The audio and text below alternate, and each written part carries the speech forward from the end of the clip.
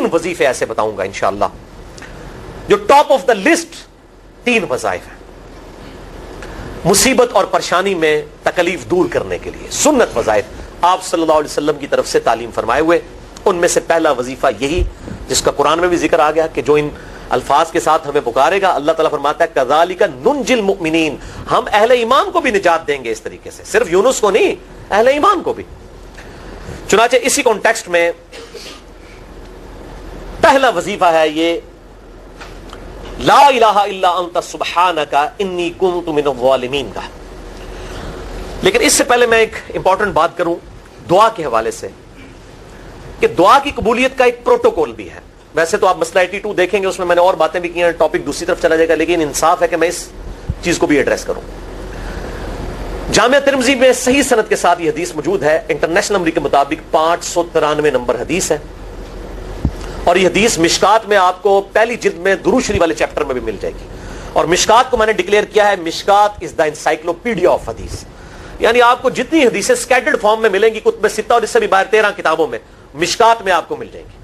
میں نے اسی لیے مشکات پہ پورا لیکچر ریکارڈ کروا دیا ہے، مسئلہ نمبر 111B کے عنوان سے مشکات المصابیح کا مکمل تعارف، وہ ضرور دیکھیں. یعنی مشکات 3 جلدوں میں آپ لے لیں تو انسائکلوپیڈیا آف حدیث آپ کے پاس آ گیا. 6294 احادیث ہیں، اور اس میں چونکہ احادیث کی تکرار نہیں ہے تو کتب ستہ اس کے علاوہ بھی 12-13 کتابیں جو ہیں اس میں کور ہیں، اس میں بھی یہ حدیث موجود ہے. جامعہ ترمذی میں انٹرنیشنل نمبر کے مطابق 593 نمبر. سیدنا عبداللہ ابن مسعود رضی اللہ تعالیٰ عنہ کہتے ہیں کہ ایک دفعہ میں آپ صلی اللہ علیہ وسلم کی موجودگی میں نماز پڑھ رہا تھا، اور سیدنا ابو بکر اور عمر رضی اللہ تعالی عنہما وعلیہم السلام وہ بھی وہاں پہ موجود تھے. میں نماز کے جب یعنی کہ تشہد میں بیٹھا، میں نے اللہ کی حمد کی، التحیات للہ والصلوات والطیبات، اس کے بعد درود پڑھا، اور اس کے بعد میں نے دعا مانگنا شروع کی تو آپ صلی اللہ علیہ وسلم نے ارشاد فرمایا سل تعطا سل تعطا، مانگ تجھے دیا جائے گا، مانگ تجھے دیا جائے گا. یعنی جو درود شریف اور ذکر کے ذریعے متوجہ ہوتا ہے اللہ تعالیٰ اس کی دعا قبول کرتا ہے. اور پھر ابن مسعود ادھر ہی روایت کرتے ہیں، ساتھ ہی جامعہ ترمذی میں دوسری حدیث ہے صحیح سند کے ساتھ کہ ایک شخص آیا، اس نے جو ہے وہ نماز کے دوران حمد و درود کے بغیر ڈائریکٹ اللہ سے مانگنا شروع کر دیا. تو جب وہ فارغ ہوا آپ صلی اللہ علیہ وسلم نے اسے بلا کر کہا کہ سائل تو نے مانگنے میں جلدی کی، تجھے چاہیے کہ جب دعا مانگنے لگے پہلے اللہ کی حمد بیان کر، پھر مجھ پر درود پڑھ، اور پھر اللہ کی طرف متوجہ ہو. اور اس حدیث میں آتا ہے کہ ایک اور شخص آیا، یعنی ابن مسعود وہ خود تھے، اور اس نے اللہ کی حمد اور درود کے ذریعے دعا مانگی تو آپ صلی اللہ علیہ وسلم فرمایا سل تعطا سل تعطا، مانگ تجھے دیا جائے گا، مانگ تجھے دیا جائے گا. درود شریف پہ میں الگ سے بھی لیکچر دے چکا ہوں، مسئلہ نمبر 56 کے عنوان سے 2 گھنٹے کی گفتگو ہے. درود شریف کے صحیح فضائل اور صحیح احکام و مسائل بڑی ڈیٹیل کے ساتھ ہر اینگل سے درود شریف کے حوالے سے آپ کو وہ سمجھ لیں کہ انسائکلوپیڈیا ہے وہ لیکچر، مسئلہ نمبر 56 اہل سنت پاک .com پہ. تو دعا کے لیے حمد اور درود شریف ضروری ہے. اس لیے دیکھیں نماز کی انٹلیکچوئل ترتیب ہے، آپ پہلے دعا کرتے ہیں التحیات للہ والصلوات والطیبات، اللہ کی حمد کرتے ہیں، پھر نبی صلی اللہ علیہ وسلم پر سلام عرض کرتے ہیں السلام علیکم ایھا النبی، اس کے بعد آپ درود پڑھتے ہیں، اور اینڈ پہ آپ دعا مانگتے ہیں اللہم انی اعوذ بک من عذاب جہنم ومن عذاب القبر ومن فتنة المحیا والممات ومن شر فتنة المسیح الدجال، یا اللہم ربنا آتنا فی الدنیا حسنة وفی الآخرة حسنة وقنا عذاب النار، یا رب اجعلنی مقیم الصلاة ومن ذریتی ربنا وتقبل دعائی ربنا اغفر لی ولوالدی وللمؤمنین یوم یقوم الحساب. کوئی بھی دعائیں مانگیں، یہ بھی مانگیں جو میں وظائف بتا رہا ہوں، کیونکہ بخاری اور مسلم کی متفق علیہ حدیث ہے. مشکات میں آپ کو تشہد والے چیپٹر میں حدیث مل جائے گی کہ نماز میں تشہد میں درود کے بعد جو چاہو اپنے رب سے مانگو، یعنی عربی میں مانگنا ہوگا، دعائیں مانگے، دعائیں معصورہ کتاب و سنت میں جتنی ہیں وہ مانگے، اس کے علاوہ بھی مانگ سکتے ہیں اگر الفاظ درست ہوں لیکن عربی زبان میں. تو یہ پہلا وظیفہ جامعہ ترمذی میں انٹرنیشنل نمبر کے مطابق 3505، مشکات میں 2292 نمبر یہ حدیث ہے، اور قرآن حکیم میں تو ہم پڑھ چکے ہیں سورۃ الانبیاء آیت نمبر 87 اور 88 میں.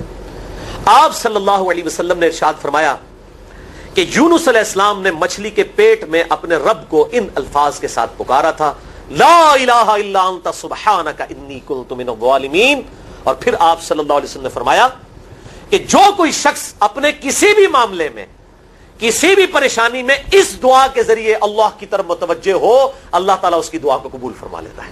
اور قرآن میں بھی آ گیا نا کذالک ننجی المؤمنین، اور کتنا بڑا فتویٰ آیا میرے بھائیو سورہ صافات 143 144 فلولا انہ کان من المسبحین، اگر یونس ہمیں ان الفاظ میں ہماری تسبیح نہ کرتا للبث فی بطنہ الی یوم یبعثون، تو مچھلی کے پیٹ میں قیامت تک مچھلی کے پیٹ میں رہتا اگر اس طرح نہ ہمیں پکارتا، اس کی قبر مچھلی کا پیٹ بن جاتی.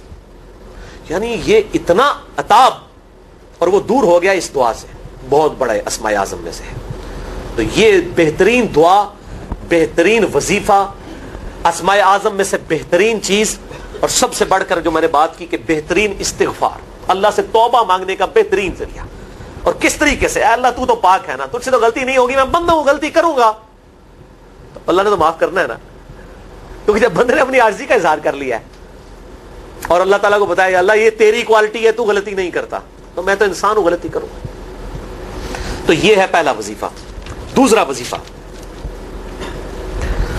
وہ بھی جامعہ ترمذی میں انٹرنیشنل نمبر کے مطابق 3524 نمبر حدیث ہے، لیکن ترمذی کا طریق جو ہے وہ ضعیف ہے. یہ میں پہلے بتا دوں، امام ترمذی نے ساتھ لکھا ہے یہ روایت کمزور ہے، لیکن ضروری نہیں ہوتی کہ روایت اگر ترمذی میں کمزور ہے تو کہیں اور وہ روایت صحیح نہیں موجود ہے. اس کی صحیح سند المستدرک للحاکم میں انٹرنیشنل نمبر کے مطابق 1862 نمبر موجود ہے، اور سنن نسائی الکبریٰ میں 10492 نمبر ہے، اور مشکات میں بھی 2454 نمبر حدیث ہے انٹرنیشنل نمبر کے مطابق. تو صحیح سند المستدرک للحاکم اور سنن نسائی الکبریٰ کے اندر موجود ہے. اور وہ وظیفہ ہے انس ابن مالک کہتے ہیں اور سعد ابن ابی وقاص کہتے ہیں رضی اللہ تعالی عنہما وعلیہم السلام کہ آپ صلی اللہ علیہ وسلم کو جب کبھی کوئی تکلیف یا پریشانی پہنچتی تو آپ صلی اللہ علیہ وآلہ وسلم ہمیشہ ان الفاظ میں اپنے رب کو پکارا کرتے ہیں، یا حی یا قیوم برحمتک استغیث، اے خود سے زندہ ہر چیز کو تھامنے والے، میں تیری رحمت کے ساتھ تیری مدد کا سوال کرتا ہوں. استغیث بولیں گے نا الف کے ساتھ، حمزہ کے ساتھ، تو یہ سنگولر کا صیغہ ہوگا، اور اگر ہم بولیں گے نستغیث نون کے ساتھ تو یہ جمع کا صیغہ بن جائے گا. یہ میں اس لیے بتا رہا ہوں، لوگ پوچھ رہے ہوتے ہیں جی بعض جگہ لکھے ہوتا ہے جناب نستغیث، بعض جگہ لکھے ہوتا ہے استغیث، کیا کریے؟ وہ نستغیث جمع کا صیغہ بنا لیا جاتا ہے. جیسے دعا ہے سنن ابی داؤد میں اللہم اجرنی من النار، لیکن اگر جمع کا صیغہ بنائیں گے تو اللہم اجرنا من النار ہو جائے گا. اس طریقے سے دعائے قنوت کے الفاظ ہیں اللہم اہدنی فی من ہدیت، تو جمع کا صیغہ ہوگا اللہم اہدنا فی من ہدیت. یہاں پر بھی ہے یا حی یا قیوم برحمتک استغیث سنگولر کا صیغہ، اور نستغیث پلورل کا صیغہ، جمع کا صیغہ. کتنی بہترین دعا ہے، اے خود سے زندہ ہر چیز کو تھامنے والے، میں تیری رحمت کے ساتھ تیری مدد کا سوال کرتا ہوں. تو یہ بھی اسماء اعظم میں سے ہے. سنن نسائی الکبریٰ کے اندر صحیح سند کے ساتھ 10492 اور المستدرک للحاکم میں 1862 نمبر. اب یہاں پہ میں ایک ضمناً بات بتا دوں سنن نسائی الکبریٰ کے بارے میں، چونکہ اکثر لوگ پوچھتے ہیں. میرے بھائیو، ایک سنن نسائی وہ ہے جو کتب ستہ میں ہم پڑھتے ہیں، اس میں یہ کتاب لکھی ہے امام احمد بن شعیب نسائی رحمہ اللہ تعالی المتوفی 303 ہجری. کتب ستہ میں یہ ویسے 5ویں نمبر پہ گنی جاتی ہے، لیکن بخاری اور مسلم کے بعد دنیا میں سب سے صحیح ترین کتاب سنن نسائی ہے. سب سے کم ضعیف حدیثیں اس کے اندر ہیں. بخاری مسلم کے بعد تیسرا نمبر اس کتاب کا ہے. دنیا کی کوئی حدیث کی کتاب بخاری مسلم کے بعد صحیح نہیں ہے جتنی سنن نسائی ہے. سنن نسائی جو ہمارے پاس کتب ستہ میں ہے نا، اس میں ہے 5761 احادیث انٹرنیشنل نمبر کے مطابق، اور یہ ساری انٹرنیشنل کتابیں عربی میں، انگلش میں اور اردو میں ہماری ویب سائٹ اہل سنت پاک .com پہ فری اس کا PDF موجود ہے، آپ ڈاؤن لوڈ کر سکتے ہیں. 5761 احادیث ہیں اس سنن نسائی میں جو ہمارے پاس ہے. اسے ویسے ٹیکنیکل لینگویج میں کہا جاتا ہے سنن نسائی الصغریٰ، چھوٹی سنن نسائی، کیونکہ امام نسائی نے یہ کتاب نہیں لکھی تھی. امام نسائی نے کتاب لکھی تھی سنن نسائی الکبریٰ، بڑی سنن نسائی، اور اس میں حدیث ہیں انٹرنیشنل نمبر کے مطابق 11770. بخاری مسلم سے بھی زیادہ حدیث ہیں اس میں. لیکن یہ امام نسائی کے ایک شاگرد تھے امام ابن السنی، انہوں نے اس کو مختصر کر کے نا چھوٹی کتاب بنا دیا، اور اب پبلک میں یہی چھوٹی کتاب مشہور ہے. اس کی وجہ سے جب ہم سنن نسائی الکبریٰ کا آپ مشکات میں دیکھیں گے نا تو وہ فرق نہیں کرتے ہیں. جب وہ سنن نسائی کا حوالہ دیتے ہیں نا تو آپ کو نسائی میں وہ ملے گا بھی نہیں، وہ الکبریٰ میں ہوتا ہے، کیونکہ وہ اس تفریق کو مانتے نہیں، وہ تو سنن نسائی الکبریٰ کو سنن نسائی مانتے ہیں. جبکہ ہماری پبلک جو ہے وہ سنن نسائی، وہ میں وہ حوالہ دے رہا ہوتا ہوں کہ جی سنن نسائی الکبریٰ میں 9928 نمبر حدیث ہے کہ جو آیت الکرسی پڑھ لے فوراً بعد کسی بھی نماز کے فرض کے فوراً بعد تو مرتے ہی جنت میں داخل ہوگا. تو لوگ کہتے ہیں جناب نسائی تے حدیث ہیں جناب 5761 نے، تسی 9928 کی تمہیں دس دو. تو میں ساتھ حالانکہ بول رہا ہوتا ہوں سنن نسائی الکبریٰ، میں نے کبھی اس کے بغیر نہیں بولا. تو الکبرا سے آپ کا دماغ تو کام کرنا چاہیے. الکبرا کیوں بول رہا ہے ساتھ؟ کوئی یہ صغرا بھی ہے جس کی یہ الکبرا ہے بڑی, اور ہمارے گرین کارڈ میں یہ وظیفہ لکھا ہوا ہے الکبرا کے ساتھ. اسی طریقے سے جو میرا وہ واقعہ کربلا کے اوپر 150 اسناد پر مشتمل پمفلٹ ہے, ریسرچ پیپر نمبر 5B, واقعہ کربلا کا حقیقی پس منظر 72 صحیح الاسناد احادیث کی روشنی میں. 72 کا تو ٹائٹل ہے شہداء کربلا کی نسبت سے, احادیث اس میں 150 ہیں. اس میں اکثر حدیثوں کے حوالے میں نے سنن نسائی الکبرا سے دیے ہوئے ہیں. وہ لوگ کہتے ہیں مل ہی نہیں رہی ہے, تو میرے بھائی وہ سنن نسائی الکبرا آپ کے پاس ہوگی تو آپ کو ملے گا نا. تو سنن نسائی الکبرا الگ سے وہ اصل کتاب ہے, اس میں سے سنن نسائی الصغرا بنائی گئی ہے. اسی سنن نسائی الکبرا کا چیپٹر ہے خصائص علی, جس میں 194 حدیث ہیں. سیدنا مولا علی رضی اللہ تعالیٰ عنہ علیہ السلام کی شان میں امام نسائی نے ناسبیوں کے خلاف وہ کتاب کا وہ چیپٹر لکھا. وہ خصائص علی چیپٹر ہے سنن نسائی الکبرا کا. اس طریقے سے فضائل صحابہ بھی امام نسائی کی جو کتاب ہے وہ بھی اسی کتاب کا چیپٹر ہے. اسی طریقے سے عمل الیوم واللیلہ, صبح و شام کے جو اذکار ہیں وہ چیپٹر بھی اسی سنن نسائی الکبرا میں سے ہے. اسی میں یہ وظیفہ ہے کہ جو آیت الکرسی فرض نماز کے فوراً بعد پڑھتا ہے تو مرتے ہی جنت میں داخل ہوگا. میں نے اس کتاب کے اس چیپٹر کا حوالہ نہیں دیا, وہ الگ سے بھی چیپٹر چھپا ہوا ہے, جس طرح خصائص علی الگ سے ہے, فضائل صحابہ الگ سے ہے. خصائص علی تو ہمیں ہماری ویب سائٹ پہ بھی موجود ہے اہل سنت پاک.com پہ. فضائل صحابہ بھی اردو ترجمے اور تحکیم کے ساتھ چھپ چکی ہے. اور یہ عمل الیوم واللیلہ, دن رات کے جو اذکار ہیں, یہ بھی الگ سے عربی میں چھپی ہوئی ہے. تو میں اس کا حوالہ نہیں دیتا, میں سنن نسائی الکبرا کا کہتا ہوں 9928 آیت الکرسی کا وظیفہ. تو یہ سنن نسائی الکبرا کا میں نے حوالہ دیا ہے, یا حی یا قیوم برحمتک استغیث 10492 صحیح طریقہ ہے. بعض اوقات کسی ایک کتاب میں ضعیف, ترمذی کا اس کا طریق جو ہے وہ ضعیف ہے, سنن نسائی الکبرا اور المستدرک للحاکم کا طریق جو ہے وہ بالکل صحیح ہے. جس طریقے سے سنن ابی داؤد اور سنن ابن ماجہ میں کتاب النکاح چیپٹر میں حدیث ہے, اگر میں سجدہ جائز سمجھتا تو بیویوں کو کہتا کہ اپنے خامدوں کو سجدہ کریں اس حق کے سبب جو اللہ نے ان کو دیا ہے. تو ابو داؤد اور ابن ماجہ کی روایت ضعیف ہے, اس میں شریک القاضی مدلس ہے اور ان سے روایت کر رہے ہیں, اور مدلس کی ان والی روایت سما کی تصریح کے بغیر ضعیف ہوتی ہے. لیکن ہم اس حدیث کو صحیح کہتے ہیں کیونکہ اس سما کی تصریح سنن البہیقی کے اندر موجود ہے الکبرا میں, تو ہم پھر اس کی بنیاد پہ کہتے ہیں چونکہ وہاں پر صحیح, لہذا اس کو ہم کہتے ہیں شواہد کی بنیاد پہ صحیح. یہ میں آپ کو ٹیکنیکل چیزیں بتا رہا ہوں, یہ وہ چیزیں جو آپ کے کئی وہ جو بڑے بڑے علماء پڑھ کے فارغ ہوتے ہیں ان کو بھی یہ باتیں نہیں پتا ہوتی ہیں. وہ کہتے ہیں جناب آپ کتوں پڑھے ہو, اور میں کہنا پائی میرے آئنسٹائن تے نیوٹن کو کسی مدرسے تو پڑھنے کی ضرورت نہیں ہوتی. نیوٹن 8ویں کلاس ہی نسیا ہوا ہے, آج نیوٹن ہوتے پی ایچ ڈی ہوتی فزکس تھی. مجھے غامدی صاحب کا جملہ یاد آیا, اس سے کسی نے پوچھا کہ یہ جو روایتی علماء ہیں اور مولانا مودودی آپ ان کو کیسے دیکھتے ہیں؟ ان کا روایتی علماء جو ہیں یہ تو مدرسوں کے اسٹوڈنٹس اور فاروق تحصیل ڈگری ہولڈر ہیں, اور مودودی صاحب جو ہیں ان کی مثال تو آئنسٹائن اور نیوٹن والی ہے, ان کے اوپر پی ایچ ڈیز ہوتی ہیں, یہ گاڈ گفٹڈ صلاحیتیں ہوتی ہیں. ان مدرسوں کی آؤٹ پٹ مودودی صاحب اور ڈاکٹر اسرار, ڈاکٹر ذاکر نائک اور احمد دیدار صاحب تو نہیں ہو سکتے. یہ گاڈ گفٹڈ صلاحیتیں ہوتی ہیں. تو میں اس لیے ساتھ ساتھ کلیئر کر رہا ہوں تاکہ یہ جو ایمبیگوٹیز آتی ہیں اس حوالے سے وہ کلیئر ہو جائے. بہرحال یہ دوسرا وظیفہ ہو گیا. اب تیسرا وظیفہ جو ہے کمال وظیفہ, صحیح بخاری میں موجود ہے, انٹرنیشنل نمبر کے مطابق 4563 نمبر. ابن عباس رضی اللہ تعالی عنہما کہتے ہیں وعلیہم السلام, وہ کہتے ہیں کہ سیدنا ابراہیم علیہ السلام کو جب آگ میں پھینک رہے تھے نا, تو ابراہیم علیہ السلام نے اس وقت کہا تھا حسبنا اللہ ونعم الوکیل, ہم نے اللہ ہی پر بھروسہ کیا اور وہی بہتر کارساز ہے.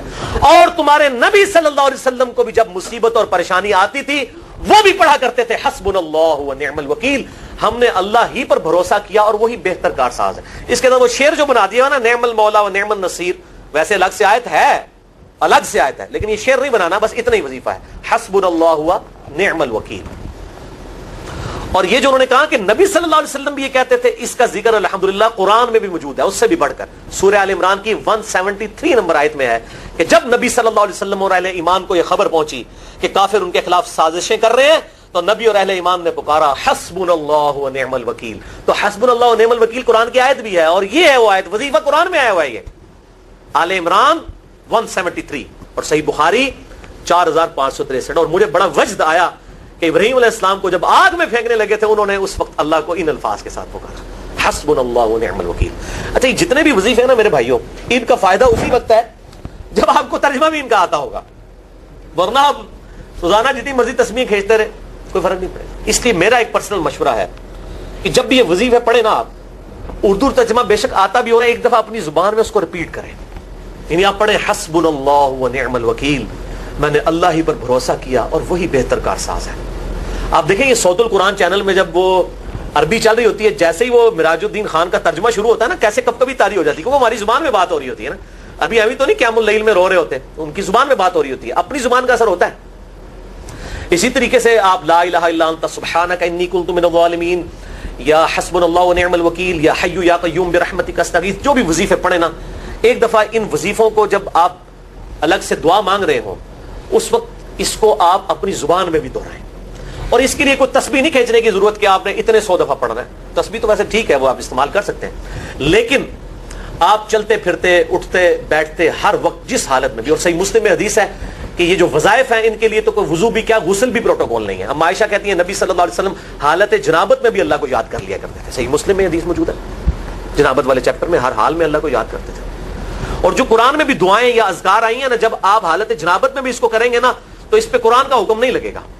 تو جامعہ ترمذی اور ابو داؤد میں جو حدیث ہے کہ حضرت علی کہتے ہیں نبی صلی اللہ علیہ وسلم کو حالت جنابت کے علاوہ کوئی اور حالت قرآن پڑھنے سے مانے نہیں ہوتی تھی، تو اس سے مراد قرآن کی تلاوت ہے۔ اگر قرآن کی دعائیں جیسے ہیں بسم اللہ الرحمن الرحیم، یہ بھی تو قرآن ہے، سبحان اللہ بھی تو قرآن ہے، الحمدللہ بھی تو، یہ اذکار جو ہے نا، جب آپ اذکار کی نیت سے پڑھیں گے پھر یہ قرآن نہیں شمار ہوں گے، ذکر شمار ہوں گے، اور اس کے لیے نہ وضو پروٹوکول ہے اور نہ غسل کا ہونا ضروری ہے، ہر حال میں اللہ کو یاد کریں۔ یونس علیہ السلام نے کتنے یاد کیتا ہے؟ پھر الظلمات، مچھلی کے پیٹ میں، جہاں نہ کوئی اگربتی تھی اور تعفن پھیلا ہوا تھا اور اندھیرا ہی اندھیرا تھا، یہاں پہ وہ جناب کس طرح وہ روشن کرتے ہیں، پھر 1.25 دفعہ پڑھواتے ہیں۔